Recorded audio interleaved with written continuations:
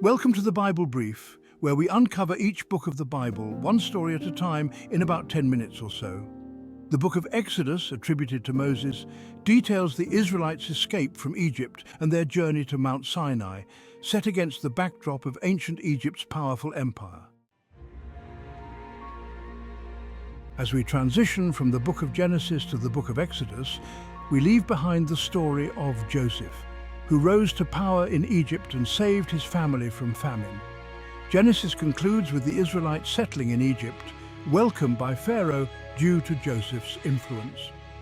However, as Exodus begins, we find a new Pharaoh who does not remember Joseph, and the Israelites are now enslaved. This sets the stage for the dramatic tale of liberation, miracles, and the revelation of God's power that unfolds in the book of Exodus. This story begins quietly, in the hot, dusty sands of the wilderness, where an exiled shepherd named Moses encounters a bush engulfed in flames, but not burning up. Approaching with caution, he hears a voice from within, the voice of God himself. "I am the God of your father, the God of Abraham, Isaac, and Jacob."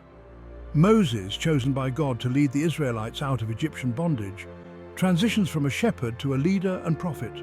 His journey is marked by divine encounters and miracles. Moses' unwavering faith and leadership are pivotal in shaping the narrative of Exodus and the destiny of the Israelites. The book of Exodus is a masterful narrative structured around the themes of liberation, covenant, and faith. It begins with the Israelites' enslavement in Egypt and their subsequent deliverance. Central to the story is Moses, who receives a divine commission to lead his people to freedom. The burning bush episode highlights the theme of divine revelation and the profound name of God, "I am who I am." The confrontation between Moses and Pharaoh underscores the struggle between divine authority and earthly power. Moses' demand, "Let my people go," encapsulates the theme of liberation, while Pharaoh's resistance sets the stage for the dramatic plagues and the eventual exodus. The 10 plagues of Egypt are not just biblical tales, they hold profound historical and cultural significance. Before these plagues, we must understand Moses' journey, the man chosen to lead the Israelites out of bondage. Moses' transformation begins with a divine encounter at the burning bush, where he receives his calling from God. Initially hesitant and filled with self-doubt, Moses questions his ability to confront Pharaoh and lead his people. However, God reassures him, providing signs and miracles to bolster his confidence. This marks the beginning of Moses' transformation from a shepherd to a leader. Moses' journey is fraught with challenges. He must convince the Israelites of his divine mission and confront Pharaoh's hardened heart. Each miracle he performs, from turning his staff into a serpent to his hand becoming leprous and then healing, serves to strengthen his resolve and demonstrate God's power. When Moses and his brother Aaron stand before Pharaoh, they face skepticism and resistance. Pharaoh's magicians replicate some of the miracles, but they cannot match the divine power behind Moses' actions. This sets the stage for the escalating plagues that will challenge the very foundation of Egyptian society. Each plague targets the Egyptian gods, showcasing God's superiority over the powers Egypt holds dear. The Egyptians worshipped a pantheon of gods, each believed to control different aspects of life and nature.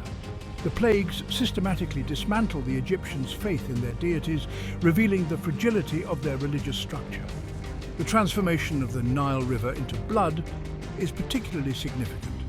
The Nile was considered the lifeblood of Egypt, essential for agriculture, transportation, and daily life. Its contamination symbolizes a direct attack on the heart of Egyptian civilization, causing widespread panic and despair. The invasion of frogs emerging from rivers, ovens, and beds represents a surreal takeover of nature. Frogs, usually harmless, become a relentless nuisance, disrupting daily life and highlighting the Egyptians' helplessness. This plague challenges the Egyptian god Heket, who was depicted as a frog and associated with fertility and renewal. The plagues of gnats and flies further escalate the crisis, contaminating food supplies and spreading disease. These tiny insects become a massive problem, crippling Egyptian society and challenging the gods associated with the air and cleanliness. The locusts darkening the sky and devouring every green thing, and the boils covering the Egyptian skin add to the devastation. The locusts strip the land of its vegetation, causing severe food shortages, while the boils inflict physical suffering, challenging the gods of health and agriculture. The death of cattle and the hail mixed with fire further deplete the Egyptians' resources. Livestock was crucial for agriculture and daily life, and their loss signifies a severe blow to the economy. The fiery hailstorm destroys crops, leaving the land in ruins and challenging the gods of weather and fertility. The plagues instill unprecedented terror among the people of Egypt, collapsing the social order and causing chaos. The once thriving civilization is brought to its knees, and the cultural impact is profound as people flee in desperation. Pharaoh's unyielding stance is finally broken by the ultimate tragedy, the death of the firstborn sons. This event forces the Egyptians to confront the reality of their powerlessness against the divine will. The mourning that follows marks a significant cultural shift as families grieve their losses and the resistance ends, leading to a new chapter in their history.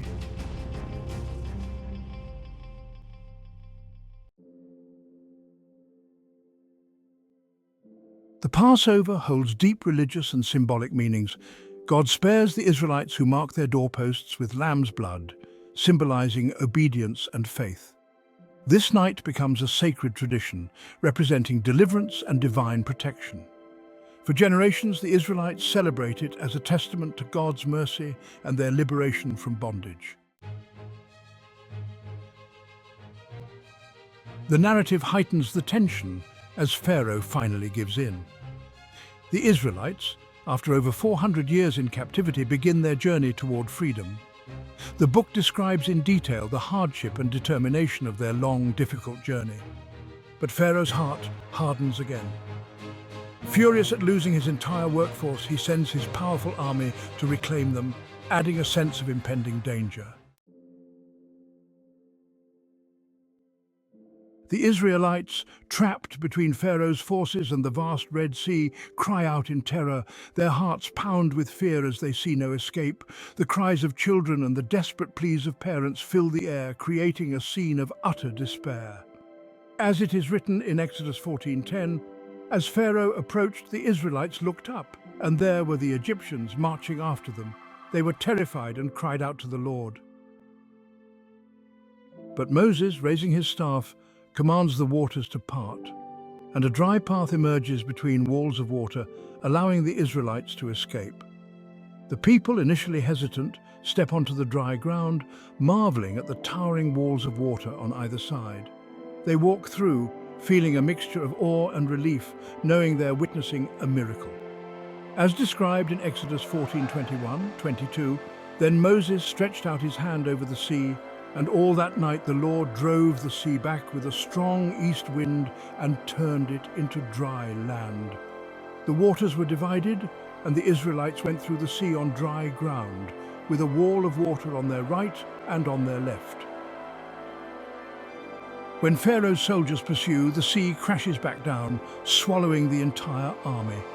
The once mighty chariots and soldiers are engulfed by the roaring waters, leaving no trace of their pursuit. The Israelites, now safe on the other side, watch in amazement and gratitude as their enemies are vanquished. Exodus 14:27-28 recounts, Moses stretched out his hand over the sea, and at daybreak the sea went back to its place. The Egyptians were fleeing toward it, and the Lord swept them into the sea. The water flowed back and covered the chariots and horsemen, the entire army of Pharaoh that had followed the Israelites into the sea. Not one of them survived. This event is pivotal in the narrative of Exodus. It symbolizes the ultimate deliverance from oppression and the triumph of faith over fear. The story of the Red Sea crossing is not just a tale of escape, but a profound demonstration of divine power and protection. It becomes a cornerstone of the Israelites' identity, a testament to their faith and the power of their God. As Exodus 14:31 states, And when the Israelites saw the mighty hand of the Lord displayed against the Egyptians, the people feared the Lord and put their trust in him and in Moses his servant. The crossing of the Red Sea marks the beginning of a new chapter for the Israelites. Now free from their oppressors, they must face the challenges of the wilderness. Their path ahead is uncertain, filled with trials and tribulations, but they move forward with the knowledge that they are guided by a higher power. Their faith and determination will be tested, but their story of deliverance will continue to inspire generations to come. With Pharaoh's army behind them and the Red Sea closed over their enemies, the Israelites celebrate their freedom. But the journey has only begun, and soon the joy of escape fades into the reality of the desert, dry, vast and unyielding. As days pass, food supplies run low, and the people grow weary and anxious, wondering if they escaped Egypt only to face death in the wilderness. Yet in their need, God provides. Each morning, they awake to find manna, a mysterious bread-like substance appearing with the dew, enough to sustain them for the day. When thirst threatens, Moses strikes a rock at God's command, and water gushes forth, turning scarcity into abundance. These miracles remind the people that God's care for them didn't end at the Red Sea. It continues, guiding and nourishing them even in the wilderness. After weeks of grueling travel, the Israelites reach Mount Sinai, where God promised to meet them. Long ago, at the burning bush, God had told Moses, "When you have brought the people out of Egypt, you will worship God on this mountain." Exodus 3:12. Now that promise is about to be fulfilled. They set up camp, waiting expectantly as Moses ascends the mountain alone to speak with God. Exodus 19:2-3. The appointed day arrives, thunder echoes, smoke envelops the mountain, and lightning cracks across the sky. Exodus 19:16-18. The Israelites tremble with awe and fear, for the presence of God has descended on Mount Sinai. Moses is in the presence of God, receiving instructions and laws that will shape this new nation. However, as Moses remains on the mountain, some Israelites grow restless and anxious. They convince Aaron to create a golden calf, a physical idol they can see and worship. Exodus 32:1-4. This act of idolatry reveals their difficulty in trusting God's invisible presence. When Moses descends and sees their worship of the idol, he shatters the stone tablets in anger, symbolizing the broken covenant. After pleading with God for mercy, a second set of tablets is created and the covenant is renewed, underscoring God's willingness to forgive and give them another chance. Exodus 34:1-10. Moses brings the commandments back to the people, his face now radiating with a glow from his profound encounter with God. Exodus 34:29. In his hands, Moses carries the Ten Commandments, laws etched in stone by God's own hand. Exodus 21:17. These commandments are more than rules. They are a blueprint for living a life that reflects God's character. Through these laws, the Israelites begin to understand what it means to live in harmony with God and with each other, forming a community rooted in respect, justice, and faith. With the covenant restored, the Israelites move forward in obedience. They construct the Tabernacle, a portable sanctuary, precisely as God instructed, using acacia wood overlaid with gold, fine linens, and bronze clasps. The Ark of the Covenant, the table for the bread of the presence, the golden lampstand, and the altar of incense are placed within this holy space, each item filled with symbolic meaning of God's provision and holiness. The tabernacle serves as a visible sign that God is dwelling among them, sharing their journey through the wilderness. Once the tabernacle is complete, a cloud descends upon it, and God's glory fills the space, affirming his presence among his people. By day, a cloud rests over the tabernacle, and by night, it becomes a pillar of fire. Whenever the cloud lifts, the Israelites know it's time to move. When it settles, they make camp. Exodus 40:36-38. This divine guidance, through cloud and fire, reassures them that God is with them every step of the way, faithfully leading them through the wilderness towards the land promised to their ancestors.